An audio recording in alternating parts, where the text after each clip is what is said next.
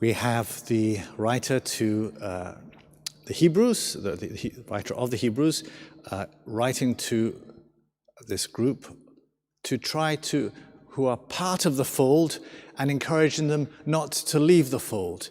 And then we have in the gospel the disciples, the apostles, being sent out to gather people into the fold who are not part of the fold.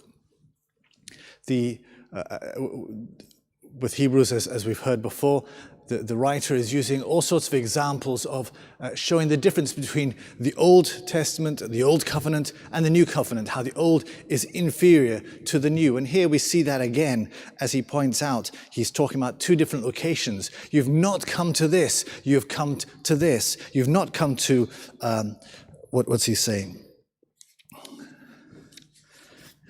You've not come to blazing fire, gloom turning into total darkness, trumpeting. He's talking about Mount Sinai, where the Lord revealed himself to the people amongst clouds and with thunder. And when the Lord spoke his voice, he spoke the 10 Commandments to the people, they shuddered in fear and wanted to stop their ears because they didn't want to hear the voice anymore.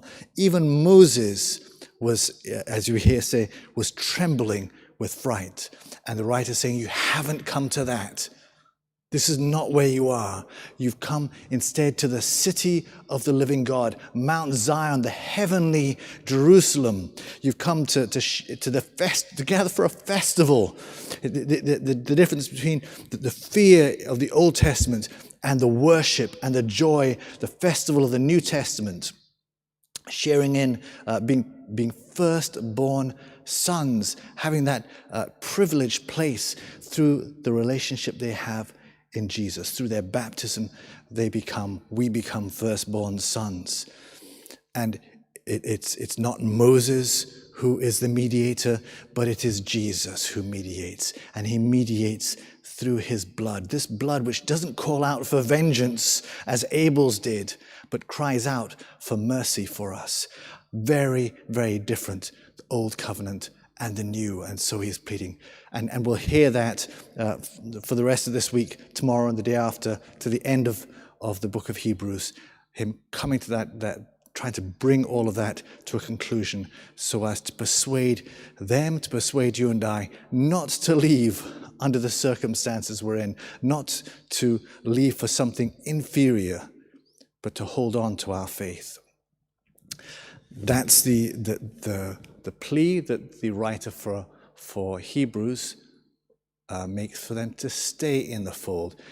In the gospel, as I said, the 12 going out to bring people into the fold. And I just wanted to focus on one aspect of this text, because Jesus sends them out in twos.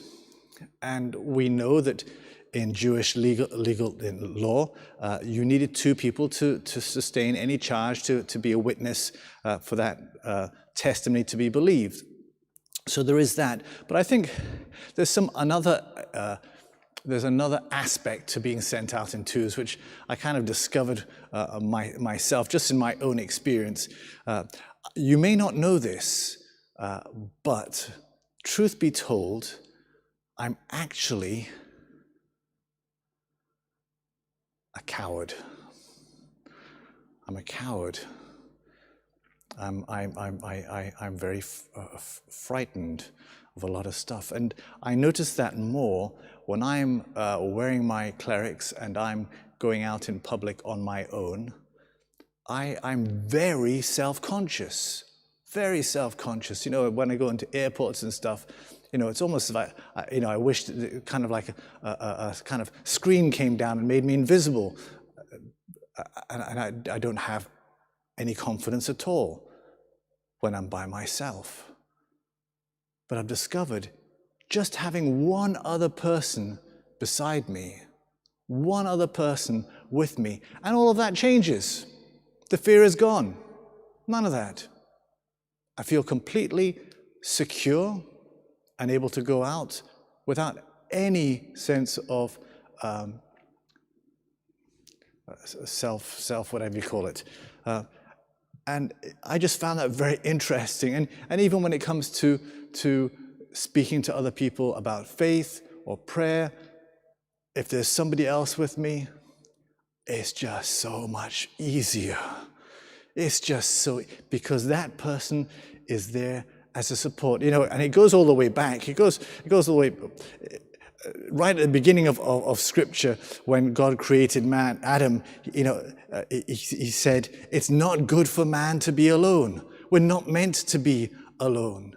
And when God called you and I, when God called His people, He called a people. He calls us into a people, to be the people of God, to be part, not separate, but part of the church, a member of the church, not an individual by myself staying at home and doing everything from home. Okay, if I'm sick, if I'm, and in this case at the moment with the pandemic, we're forced to stay by ourselves, which is what we're not, it's not who we are as Christians. We are a people. We are a church. We are a body. We are meant to be together. And we need that, because when we are by ourselves, without the support of at least one other,